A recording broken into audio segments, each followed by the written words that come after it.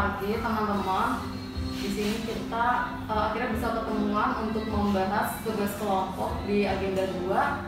Kayak ini menganalisis video dari YouTube yang tadi udah kita lihat bareng-bareng. Jadi dari video pelayanan publik yang kita lihat yang sekiranya lagi viral saat ini, menurut teman-teman apa yang bisa ditangkap? Kalau dari saya sendiri, kalau disandingkan dengan core value ASN sendiri, pada sikap berakhlak itu di bagian berorientasi pelayanan, itu menurut saya Menteri Sosial kita itu udah mengambil langkah yang tepat. Jadi benar-benar cepat dan tegas banget untuk menanggapi kejanggalan-kejanggalan yang terjadi pada penyaluran bantuan sosial di daerah Nganjuk. Karena memang benar untuk saat ini itu tidak jarang banyaknya agen-agen yang menyalahgunakan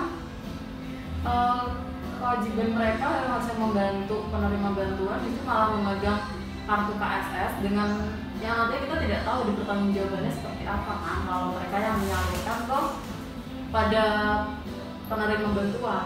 Ya tentu benar sekali sama Mbak bahwa dari segi orientasi pelayanan tentu ini PR buat kita semua, dimana kenapa kita dijadikan sebagai PR, tentu dengan pegawai yang memang kurang begitu memadai, dimana di situ di video tersebut sudah jelas bahwa pegawai atau peran pembantu yang calon penerima manfaat tersebut tidak begitu kooperatif, dan memang ini merupakan salah satu indikasi kegagalan seorang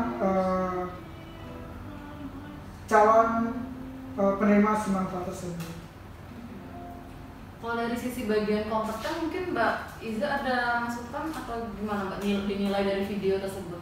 Kalau dari nilai kompeten ya sebenarnya juga bisa dilihat dari sikap Ibu Menteri ya. Ibu Menteri sama tadi juga sudah ada Bapak Kapolri, Kapolda, mereka sudah langsung menindaklanjuti terkait oknum-oknum yang memegang kartu keluarga sehat itu ya. Jadi Bu Menteri sudah langsung meminta Bapak Kapolri untuk segera mengusut tuntas oknum-oknum tersebut yang tidak bertanggung jawab, agar selanjutnya sudah tidak ada lagi kayak indikasi ke arah korupsi mungkin ya. Iya benar. Dan memang hebatnya Bu Menteri ini luar biasa menurut saya, karena memang dia begitu sigap terhadap bagaimana kinerja pegawai di instansi tersebut, yang memang seharusnya ini menjadi PR untuk semuanya, bahwa dengan kita bekerja sesuai dengan aturan berakhlak tadi, kata berakhlak tadi, itu menjadi bahan yang sangat luar biasa. Dengan adanya berakhlak ini, kita sinambungkan bahwa dengan luar biasanya Bu Menteri ini, sehingga menjadi salah satu faktor keberhasilan beliau menjadi seorang menteri. Benar. Kalau kita sandingkan di poin loyal pada nilai berakhlak ini, pengamalan loyal kan salah satunya menjaga nama baik. Tadi sempat nggak kalian kalau Bu Menteri ini berkata kadang Kementerian Sosial ataupun Dinas Sosial sendiri sering dianggap melakukan tindak korupsi karena mungkin penyaluran bantuan yang tidak merata atau tidak sesuai tepat sasaran. Padahal kenyataannya mungkin di lapangan justru agen-agen ataupun oknum-oknum yang dekat dengan masyarakat itu sendiri yang melakukan penyalahgunaan sehingga menimbulkan kegiatan korupsi seperti itu. Tapi yang disalahkan justru Kementerian Sosial ataupun bagian dinas-dinas atas yang sekiranya tidak melakukan hal tersebut gitu. Jadi beliau menjaga nama baik instansi beliau dengan mengusut tuntas kasus tersebut, sehingga biar tidak berkelanjutan berkepanjangan kasus ini, sehingga jumlah yang nantinya dikorupsi oleh orang-orang tidak bertanggung jawab tidak semakin bertambah besar. Bagus mereka itu. Itu juga ini sih terkait dengan nilai kolaboratif juga ya. Jadi kan terjadi kolaborasi antara dari dinas sosial, terus Bu Menteri, terus dari kepolisian, dan juga ada yang bagian dari korupsi juga langsung diterjunkan juga. Jadi supaya kalau bisa bekerja sama dengan baik, bisa sama-sama mengusut oknum yang tidak bertanggung jawab ini.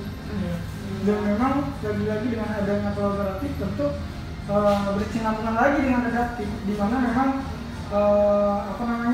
baik itu kementerian, baik itu kepolisian dan lain sebagainya memang menunjang keberhasilan suatu program. Nah, di mana Bu Menteri ini sangat adaptasi dengan adanya perubahan ini, ditambah di berbagai daerah memang banyak sekali aktivitas atau penyalahgunaan bantuan sosial ini, sehingga Bu Menteri berorientasi bahwa kita harus terjun ke lapangan. Untuk apa ya? Untuk menanggulangi kejadian-kejadian seperti ini. Nah, dengan terjunnya langsung Bu Menteri ini ke lapangan, itu justru membuktikan nggak sih nilai akuntabel ini bertanggung jawab. Beliau bertanggung jawab secara langsung terkait tugasnya, walaupun sebagai pelaksana harusnya bagian bawah yang menjalankan, namun beliau di bagian atas yang ikut turun langsung ke lapangan melihat jalannya kegiatan penyaluran bantuan bansos. Ya memang benar sih Mbak. Jadi dengan adanya core value yang baru ini, tentu menjadi salah satu contoh buat kita semua, selaku kita sebagai calon pegawai negeri sipil, kita harus contoh Bu Menteri. Salah satunya ya dengan kita bekerja secara maksimal, dengan bekerja sesuai dengan totalitas, maka keberhasilan itu akan kita rasakan. Benar. Kalau dari pasal 34 sendiri ayat 1 itu mana bahwa kita ini harus memelihara fakir miskin dan anak-anak terlantar sesuai yang diamanatkan oleh negara. Nah, kalau dari sisi Mas Gugun sendiri yang bekerja di kebetulan dinas sosial, itu gimana Mas melihat kejadian real realitasnya secara gini tuh gimana Mas Gugun? Iya, memang kita nggak bisa menilai bahwa dengan kekurangannya kita SDM di masing-masing daerah, tentu ini menjadi PR untuk semuanya, baik itu di lingkungan pusat maupun daerah, di mana kita harus pahami bahwa semakin banyaknya SDM yang berkompeten, tentu keberhasilan itu akan cepat tercapai. Nah, di mana saya lihat dari segi sini dengan adanya dan perlunya SDM yang berkompeten, tentunya ini bisa menjadi suatu upaya agar tidak terjadinya seperti kejadian tadi.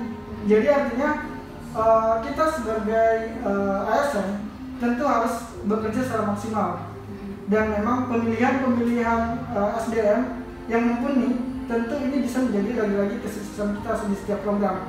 Dan memang mohon maaf, di saya pribadi di dinas sosial, kejadian-kejadian yang di video tersebut sering terjadi di beberapa wilayah, sehingga perlu diadakannya evaluasi setiap tahunnya agar lagi-lagi tidak terjadinya seperti yang di video.